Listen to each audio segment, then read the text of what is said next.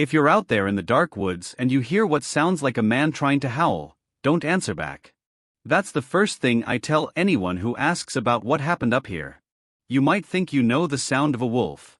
You might have heard them in documentaries or in old westerns, low, haunting, almost beautiful. But what I heard wasn't that. It was wrong in ways I still can't explain without my skin crawling. It had hesitation in it. Breath. Like someone learning how to sound like a wolf and almost getting it right. Almost. I'm not telling you this for entertainment. I'm telling you this because I don't sleep much anymore, and maybe if I speak it out loud, it'll stop following me in my dreams.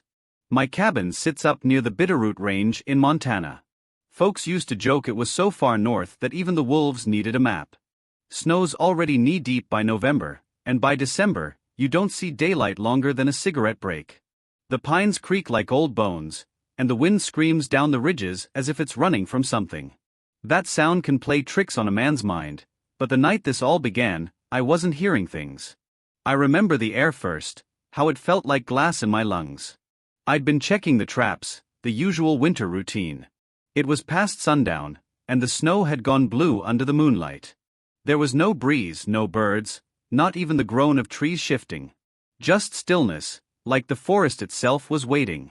When I reached the last trap, I found it torn apart, metal bent clean in two.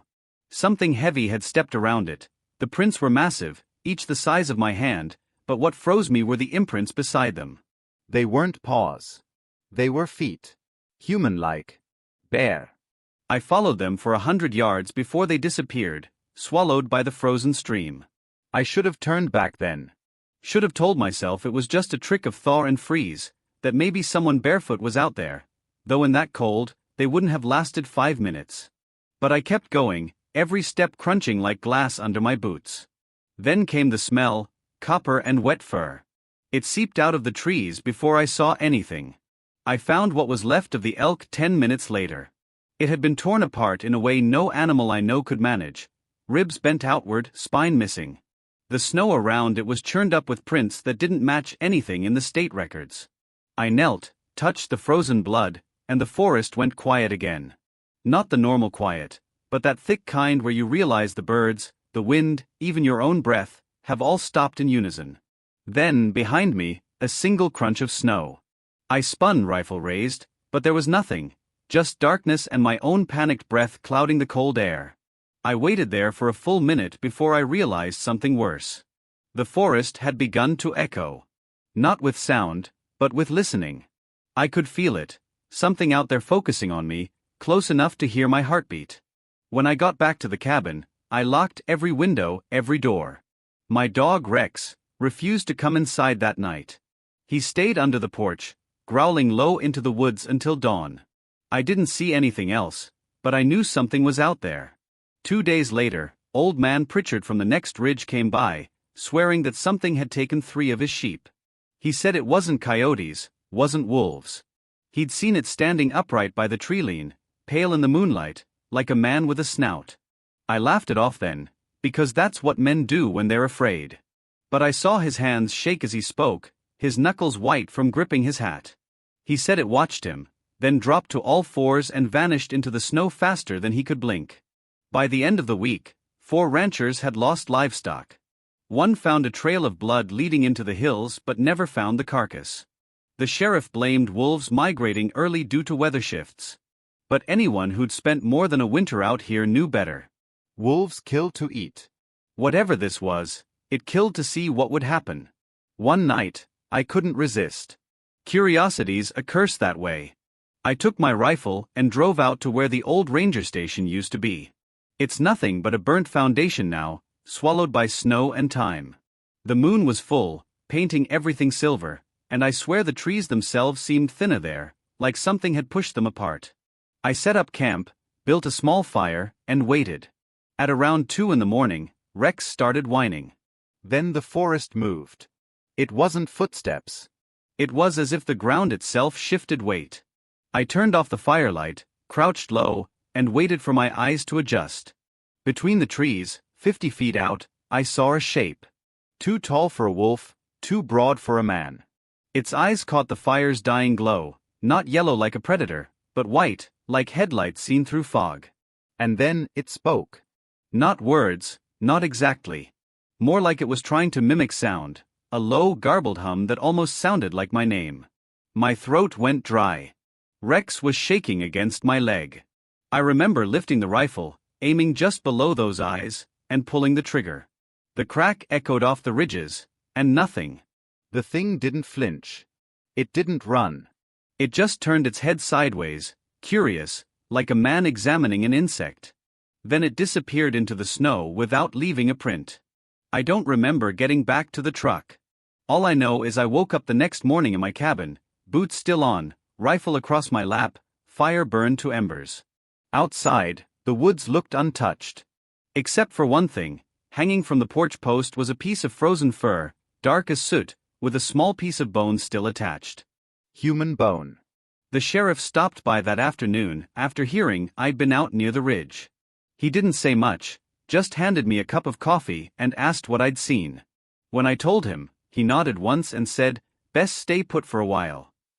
That's when I noticed the military trucks. 3 of them, unmarked, rolling up the mountain road toward the old radar site that's been closed since the 80s. Soldiers in full winter gear, faces hidden behind goggles, rifles strapped across their chests. I asked the sheriff what they were doing out here. He said something about a wildlife containment issue, nothing to worry about. But I caught the way his voice cracked on containment. By nightfall, the whole valley hummed with generator noise and distant lights flashing through the snow. Helicopters circled once, twice, then vanished. The radio chatter that night was heavy. Coded phrases, coordinates, the kind of thing you only hear when something's gone very wrong. Around midnight, one of the soldiers came knocking on my door. Snow hissed softly against the windshield as I guided the truck up the logging road toward Blacktail River. The radio crackled, losing signal every few minutes, until it was nothing but static and wind. Dispatch had called that morning, a missing hiker, male 22, last seen 3 days ago. They wanted me to do a ground search since I knew this area better than anyone left in the county. I didn't tell them that something about Blacktail always sat wrong with me. The way sound died there. The way the trees leaned as if listening. By noon I reached the river bend where the trailhead disappeared under a crust of ice and pine needles. The forest was silent except for the groan of frozen branches. My breath came out in thick clouds, hanging there like ghosts that didn't want to leave. I loaded my pack, shouldered my rifle, and started walking upstream, following faint depressions that could have been boot tracks, or could have been nothing. The deeper I went, the darker the woods became. The snow reflected the faint gray light above, but beneath the canopy, it felt like twilight had settled early. My boots sank through layers of untouched snow, each step loud in the kind of stillness that prickles at the back of your neck. Every so often I'd stop and listen. You can tell when a forest's alive, woodpeckers, squirrels, the occasional wolf call, but this one wasn't. It was holding its breath. About 2 miles in, I caught the smell. At first, I thought it was a deer carcass, sweet rot mixed with copper and wet fur. I followed it downhill toward the riverbank, and there it was. Bones. White and clean, half buried in snow like someone had tried to cover them and given up halfway. I knelt, brushing frost off the largest one, femur, human-sized. Snapped clean in half, the edges smooth like something powerful had sucked the marrow out. My stomach turned cold. I called it in, but the radio only spat static. I tried again, nothing. The air felt thick, heavy, like a storm was building without wind. I looked around. The snow was disturbed, but not by boots. 5 pointed impressions dotted the ground in a staggered pattern, each spaced wider than a man's stride. The shape was wrong, too long, almost like toes but ending in points. Claws. I followed the trail toward a pine tree that stood alone at the edge of the frozen river. Its bark was shredded, claw marks etched deep into the trunk, 5 slashes vertical, nearly 9 feet up. I ran my gloved hand over them. Fresh. The sap still bled golden in the cold. My breath caught when I noticed what was embedded in one of the grooves, a shred of fabric torn and stiff with blood. It matched the missing hiker's jacket from the report. The light was fading fast, the world turning the color of smoke. I decided to make camp rather than risk the drive back in the dark. Found a clearing near the river, set up the tent, lit a small fire, and boiled coffee just to keep my hands busy.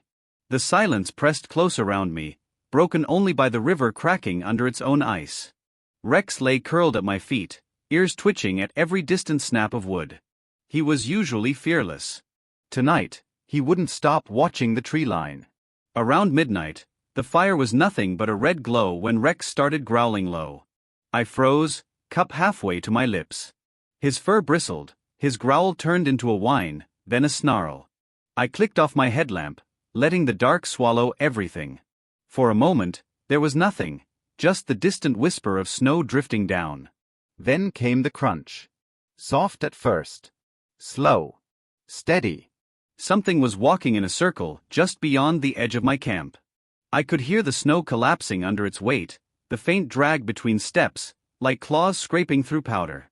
My hand found the rifle beside me, the metal cold enough to sting my skin. The crunching stopped. Then the breathing began. It was close, so close I could hear the wet rasp of air moving through a throat not made for it. Heavy, labored, almost human. My pulse thundered in my ears. I chambered around, the click sounding deafening in the still air. Rex whimpered once, low and desperate. "Hey!" I shouted into the dark, trying to steady my voice. "You're trespassing. Identify yourself." Nothing. Then a sound came back. At first, I thought it was someone choking. A short, broken gasp that twisted into something else, a laugh. A low, mocking sound that started deep in the chest and ended like a growl warped and wet. My stomach turned to ice. I stood, rifle raised toward the sound. "Show yourself." The forest exhaled. Snow fell from a branch somewhere ahead. My eyes adjusted enough to see movement between the trees, a shape tall and bent, gliding through the shadows with the slow grace of something that didn't care if it was seen. My finger trembled on the trigger.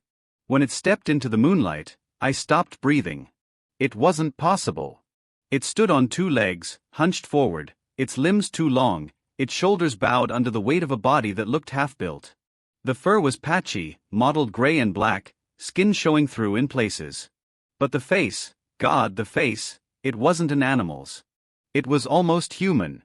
The eyes caught the light, pale and reflective like glass. It tilted its head, curious, like it was studying me the way I'd study it. Then, in one smooth motion, it dropped to all fours. The bones in its back cracked loud enough to echo. I fired. The shot split the night, echoing across the valley. The recoil slammed my shoulder. When the flash cleared, the space between the trees was empty. I could still smell it, wet fur and blood, but it was gone. No running, no crashing through brush. Just gone. Rex barked once, sharp and terrified. I turned slowly, sweeping the rifle toward the darkness, but the forest had gone silent again. The snow where it had stood was untouched. No tracks. No blood. I backed toward the tent, every muscle screaming. My hands shook so bad I nearly dropped the rifle. I forced myself to look one last time into the woods, scanning the shadows. That's when I saw it. A shape, barely visible between the pines. It wasn't moving. Just crouched low, head tilted, staring back at me. Two legs folded underneath it like a man squatting, but the outline, thicker, taller, wrong. The wind picked up, whistling down the river, and for a moment, it looked like the thing smiled. Then it stepped backward and vanished into the timberline without a sound. I didn't sleep. Didn't even sit down.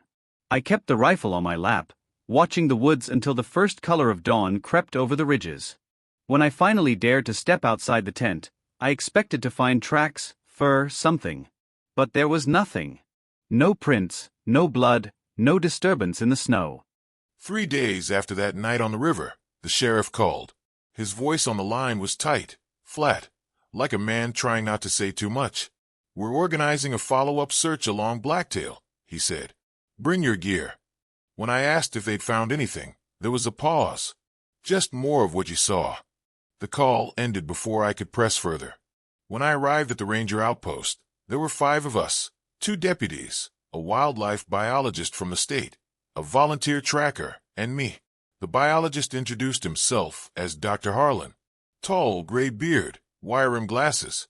He didn't shake hands. Instead, He scanned the group with a strange, clinical look, as if we were subjects in a study he'd already read about. We set out before sunrise. The snow was falling again, gentle at first, then heavier. The world shrank to white and silence. The river lay frozen solid, its surface cracked like glass, and along the banks we found the first carcass, an elk, torn apart, but laid out with eerie precision. The legs were arranged parallel, the ribs pried open as if something had been inspecting what lay inside. Dr. Harlan knelt beside it, without saying a word. He pulled a small vial from his coat and scraped at the blood frozen on the snow, labeling it carefully before sealing it away. No surprise, no disgust, just quiet, methodical detachment. "You've seen this kind of thing before?" I asked. He didn't look up. Predators do strange things when food is scarce. I studied him. "You think this is wolves?" "Wolves don't make circles," one of the deputies muttered. He pointed ahead, and sure enough, the snow around the carcass had been flattened into a near-perfect ring, like something had paced around it over and over until the ground gave way. We moved on, following the river deeper into the forest. The smell of rot followed us, faint but constant, as though it clung to our clothes. We found another kill an hour later, smaller this time, a deer, its head turned backward, eyes wide open, jaw dislocated. The pattern repeated. Always the circle, always the sense of ritual. The deputy took photos, while I scanned the tree-line. The woods were too quiet again.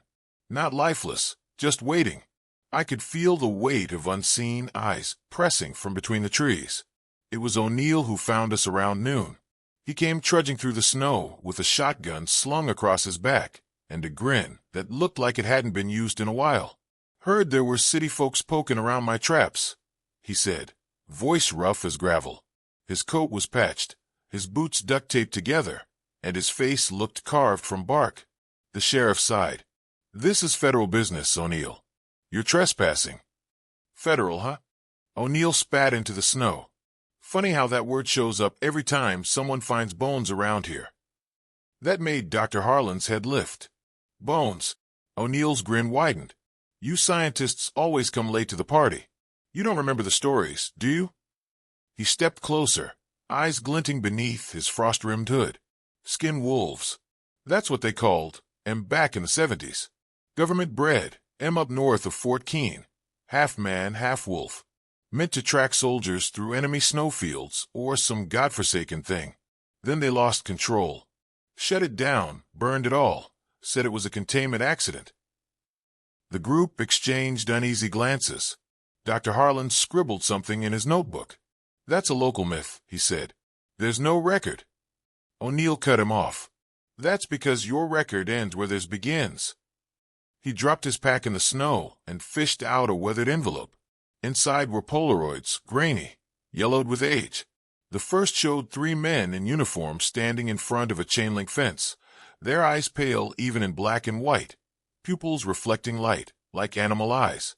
The second showed a body on a table, chest torn open, the skin on its arms covered in coarse patches of fur. Dr. Harlan took the photos, jaw tightening.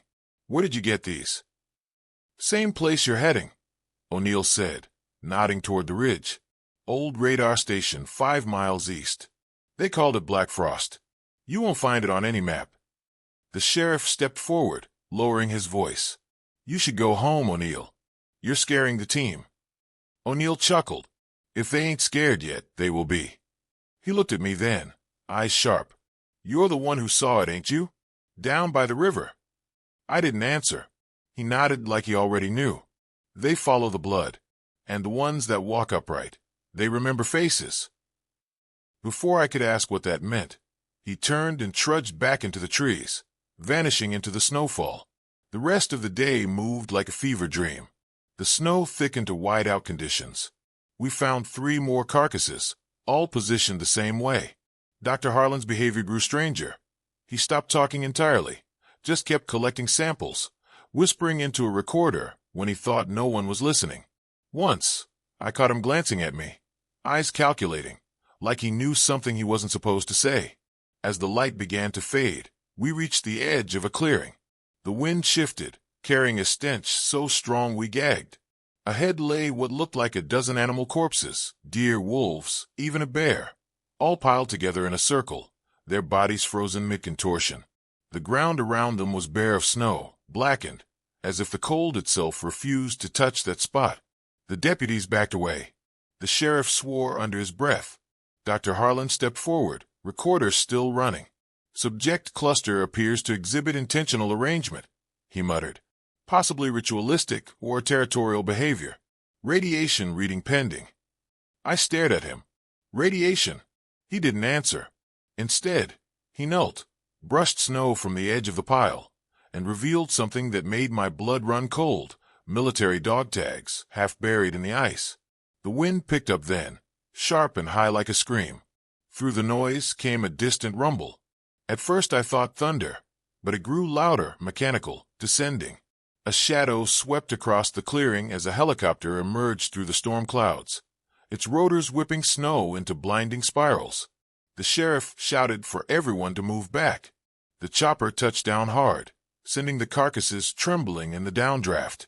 Men in black uniforms poured out, rifles drawn, faces hidden behind masks. No insignia, no names. One of them strode forward, his voice booming through a speaker. "This area is under federal quarantine. Everyone will evacuate immediately." The sheriff stepped forward, badge raised. "We're with the county. You can't just—" "Contamination breach," the man barked. "You're done here." Dr. Harlan hesitated, clutching his recorder. One of the soldiers snatched it from his hand and smashed it against the ground. "You didn't see anything," the man said flatly. When he turned toward me, I saw something flash in his visor, pale, reflective eyes, catching the light like the creature's had. For a heartbeat, I wondered if there was a man behind that mask at all. They herded us back toward the trucks. I glanced once over my shoulder. The soldiers were already setting up floodlights around the carcasses, marking the ground with yellow stakes. One of them knelt, scooping a sample into a vial, just like Harlan had done. As we drove away, the chopper lifted again, rising into the snow-filled sky. Through the blur of white, I could still see the clearing,